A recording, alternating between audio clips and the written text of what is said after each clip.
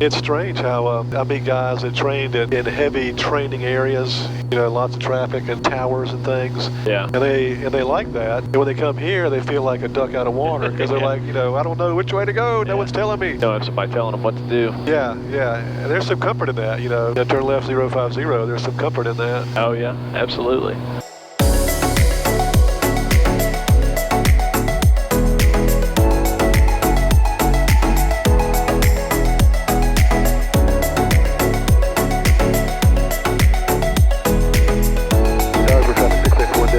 Delta taking runway 22, heading out to the west, Dyersburg.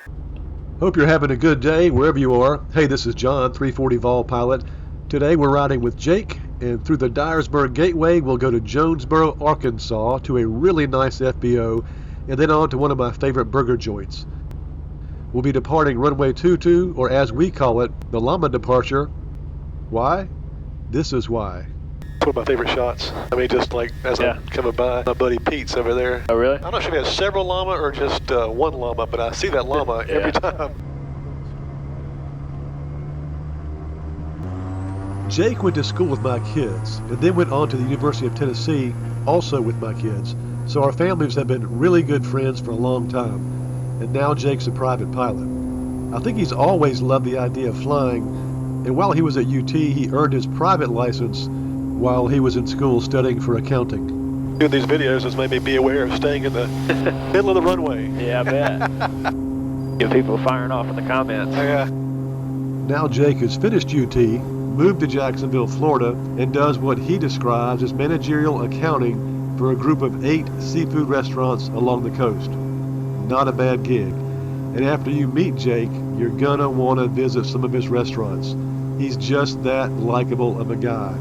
We'll learn more about Jake and more about working towards his instrument certification in a few minutes. So we're climbing at 120 knots. I like to get up past 1,000 feet as quick as I can, then we kind of flatten it out to maybe 130.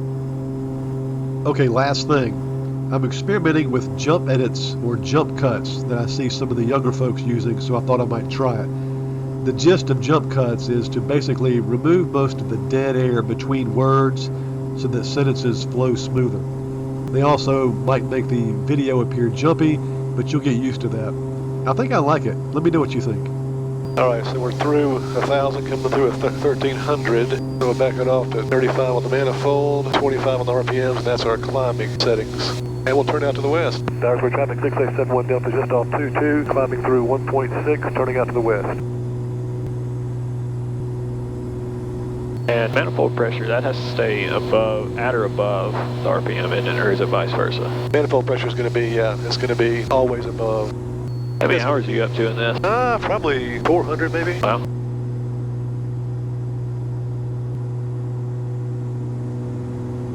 All right, I'm going to let the machine have it.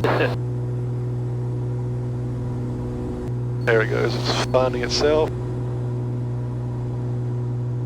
How many times a week you try to fly? Recently it's not been much, but once I get into my instrument training, I'm planning on going 2 or 3 times a week. So was the flight last week just to get you reoriented? Yeah, pretty much. Just get my feet back under me. To the big flight school? I don't know if the flight school's that well. I mean, they've got probably 9 planes. That out of Craig, they're a pretty busy airport. So, I mean, back whenever I was doing my private, I was sitting there waiting number 5 in line. Oh, really? Yeah, it gets very busy, and it's what they told me. It's only gotten busier. Yeah, I've flown into there once. A nice little airfield. Yeah, yeah, it's a busy place, which I'm glad that I'm training in that. Yeah, I think that's probably good. Yeah, then when you fly into something that's not busy, it's nothing. Yeah. It's strange how I meet guys that trained in heavy training areas, you know, lots of traffic and towers and things. Yeah. And they like that. And when they come here, they feel like a duck out of water because they're like, you know, I don't know which way to go. No one's telling me. Don't have somebody telling them what to do. Yeah, yeah. And there's some comfort in that, you know. Turn left 050. There's some comfort in that. Oh yeah, absolutely.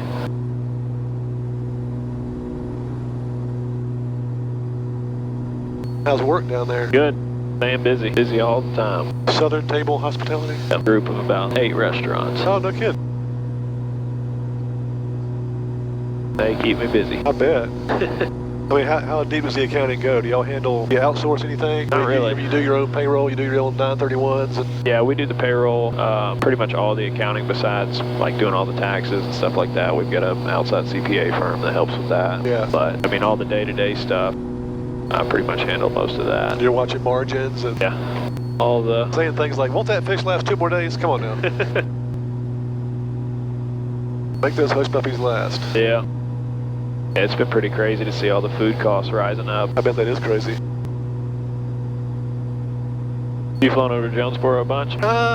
You know, 4 or 5 times a year. Yeah. We have some things going on over there work-wise, and I also, there's this great burger joint called JTown. I try to hit that when we go over there. Yeah, that's why I was wondering. I didn't know if you jetted over there every time. VFR's holding pretty good. Just hazy. You typically fly VFR more than IFR? I usually file. I always file IFR. It would be rare if I didn't file IFR.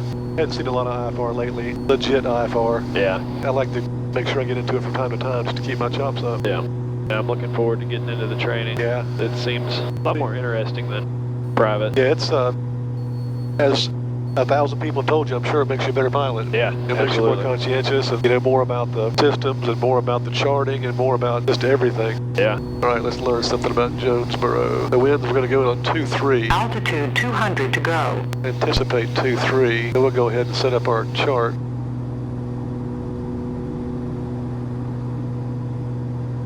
I checked the winds before we left for over here. I'll double check here. Yeah, 210 at 12. I like the bigger screen on that 750. Altitude. Yeah, it's handy for sure. All right, so I'm at altitude. It usually goes, I guess you can see about 100 feet past. Yeah. It'll sometimes settle down. Sometimes I'll have to settle it down. I'll back off the speed. We're in no great hurry.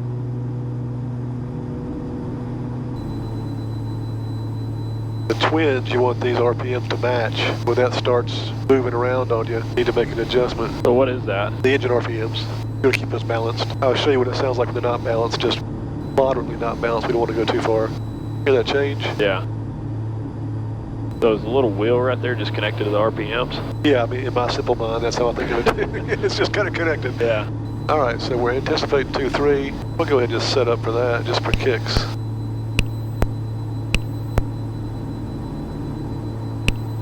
All right, so right now we're set up to go direct Pucko, P-U-K-K-O, however you would pronounce that. The autopilot just took over, getting us on that heading. So what I'll do is we'll just fly the vectors in, so we'll let this kind of angle us towards it, and then I'll get us onto the localizer.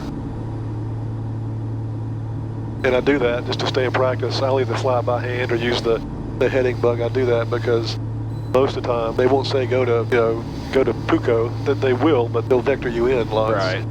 And sometimes it's an early vector where you kind of just nibble your way in. Sometimes it's a hard vector, as hard as they can allow. And I like to vector it myself. You mostly do RNAVs or? Well, I mean, yeah. I mean, these days you see mostly RNAVs. I'm going to go ahead and take the vectors to final.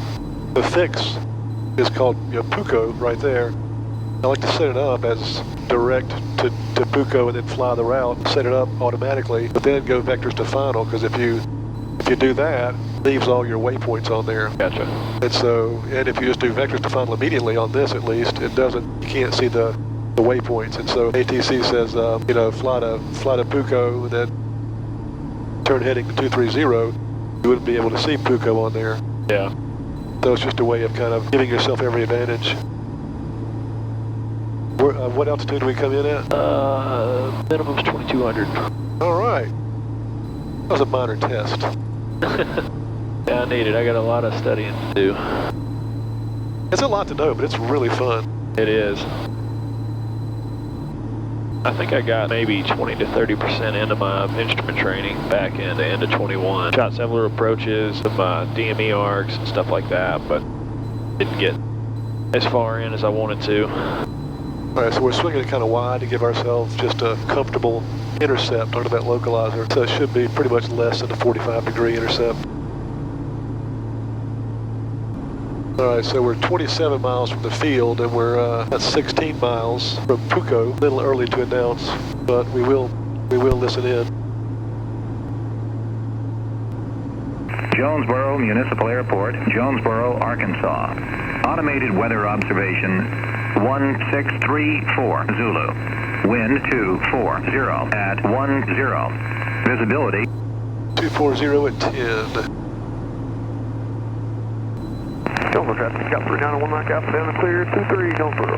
I drove down here on Wednesday, and most of the time I drive on Saturdays and Sundays, and threw my week off on my days. Yeah. Yeah. Pull off some steam here. One thing that's helpful that took me way too long to learn is, yeah, we're 15 miles from the localizer, probably Landry or whatever that word would be. We're going to intercept between Landry and Puco right here, and it's nice to know we're 15 miles. It's more important at this point to know that we're 5 minutes away. So I've got to lose, 1,000, 1,500 feet in 5 minutes, and so I know I can do that. I'm set up to do that. But that's the key thing at this point is, if I'm at 7,000 and I've got 3 minutes to get down to 2,000, I got a problem, to do some circling. Traffic is seen on. So that took me way too long to figure that time versus distance out. We're going to take our taxiway Alpha, taxi to runway 23 for east departure. Altitude 1,000 to go. Jonesboro traffic, Twin Cessna 6871 Delta is 20 miles to the northeast of the field. Be 10-mile final for 2371 Delta. So we should be all set up. We've activated the approach. I've got my glide slope waiting to be lighted right there. I've got my localizer waiting to come alive. Jonesboro traffic is seen on 417 November, taxi on Alpha, runway 23. Altitude 200 to go. Departure. This is also handy. What this tells you is, it's 3.5 and counting down, is that we're 3.4 miles from the localizer line. Yeah, that's handy information also. Absolutely. It's handy because when you're turning it, or when you're waiting for it to turn, or you're turning it yourself, steering yourself, at this angle, I'm going to be about at 60 seconds out, and then I'm going to start my cut. If I were going faster or whatever, it'd be a different calculation. But this autopilot doesn't do a great job like intercepting Puco. It would intercept it late. It would send me nose left and right, trying to re-find itself. Yeah. So I'm 2 miles, and so to get down to the wire, then we'll start our cut. And I usually, to make it work out right, I have to start the cut right before that illuminates and starts to move. But I've got a really good angle here. This is an easy angle. What's your touchdown speed in this? We like to come across the fence at about 90. All right, I'll see all that talking. I got off track and missed my mark. Yeah, we're turning for 10-mile final. Jonesboro traffic, Twin Cessna 6871 Delta is on a 10-mile final for 23 Jonesboro 71 Delta. All right, now hit approach. Okay, we're right on now. I think it liked that pretty good. Got the runway? Yes, sir. All right, so we're locked in. So I like to be between 130 and 120 and 130 at this point. Is where we are, so we're good. All right, we're watching the localizer, watching the glide slope. Jonesboro traffic. Watching Scout 391 Mike Alpha, holding short, runway 23, going to be number 2 for departure here behind the jet. Jonesboro traffic, Twin Cessna 6871 Delta is on a 5-mile final for 23.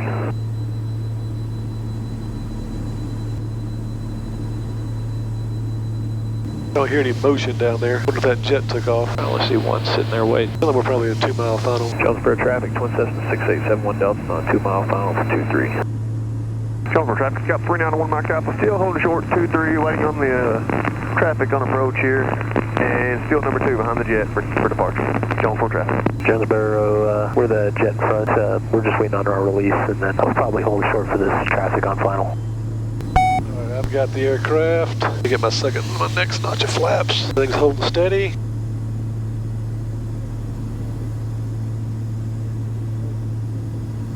I hope they have the courtesy car available. You can't really reserve it. You just have to hope it's there. All right, gear down, flaps where I want them, fuel where I want it.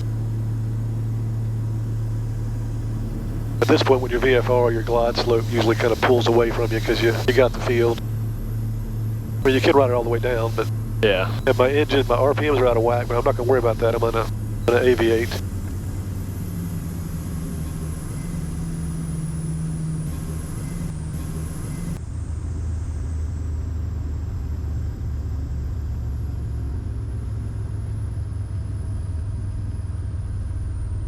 Jonesboro traffic is seen on jet 417 November, take position on runway 234 east departure.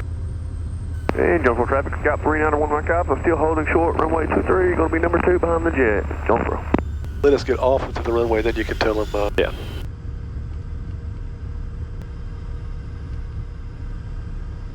On jet 417 November, start takeoff for over.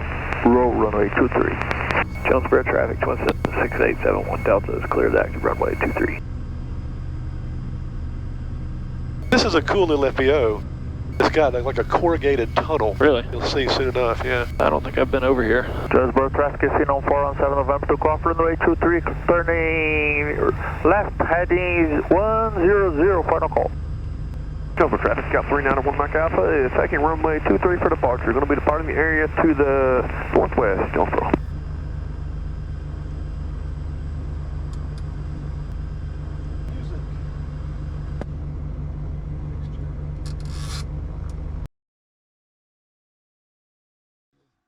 You gonna cut the taxi out?